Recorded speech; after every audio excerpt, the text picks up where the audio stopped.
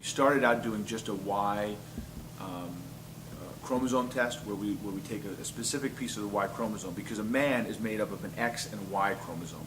A woman is an X and an X, of course. Well, the Y chromosome is particularly unique because it's handed down from father to son unchanged for thousands of years. So you have a duplicate copy of your father's Y chromosome, and you have a duplicate copy of your grandfather's and his grandfathers and his grandfathers.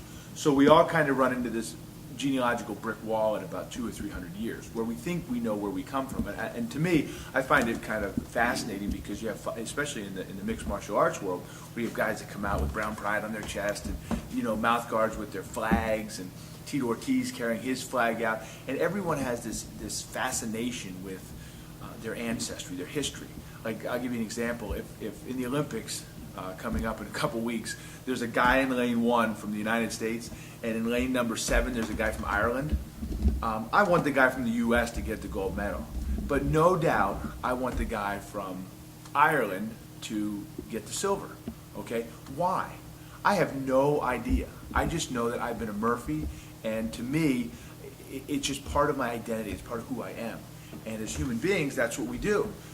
And it's fascinating. And I'm an American. I know nothing about Ireland except for what I've read. I've never been there, but it's just who I am.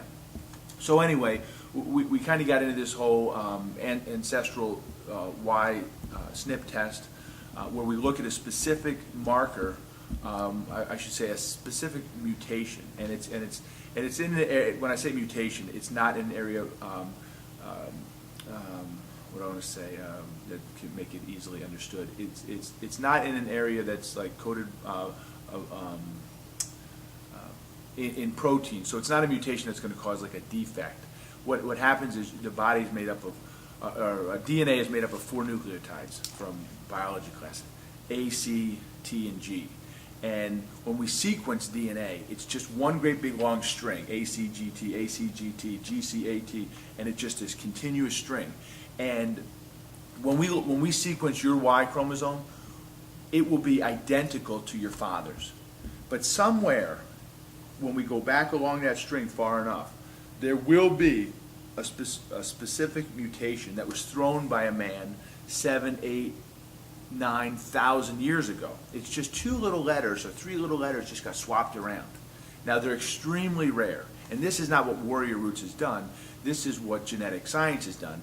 And they have mapped all of these mutations and said, hey, the first time we can trace this mutation back, like I'm the RB1, I have the RB1 mutation. When we go back along my Y chromosome, the first mutation that we find is the RB1 mutation.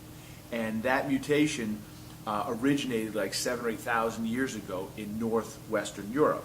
So I know without a shadow of a doubt that the blood that's flowing through my veins originated in northwestern Europe 7,000 or 8,000 years ago. Now you can only look back to your surname and say, well, like 300 years ago, 200 years ago. Well, that's nothing in the grand scheme of things. So we test Keith Jardine, say to Keith the same thing. Where does your family come from? Northern Scandinavia. So we test him. Well, Keith comes from he has a marker that comes from a very specific group in the Mediterranean, the J haplogroup, which thousands of years ago would have been the Phoenician warriors. So he was extremely surprised on his father's side and it's easy to explain. The Phoenicians were a sea-bearing. I mean, people would actually steal their boats because they were so advanced, their technology. Well, 500, 600, 700, 800 years ago, a man from the Mediterranean probably got on one of these boats, made their way up to northern Scandinavia, and then left a male descendant. It may have been through marriage, it may have been through a relationship that he had with a woman, but they left a male descendant that was Keith's great-great-great-great-great-great-grandfather.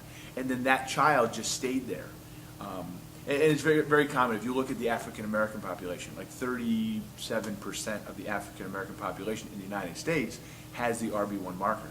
My buddy David Loazo, I tested him. David and I have the same marker on our father's side. He's a black guy.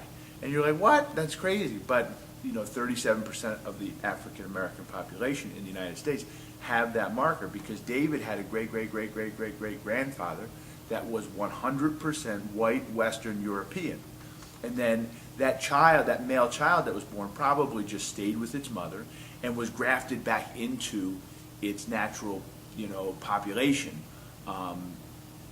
However, that marker was thrown by his great-great-great-great-grandfather to him, to his son, to his son, to his son, to his son.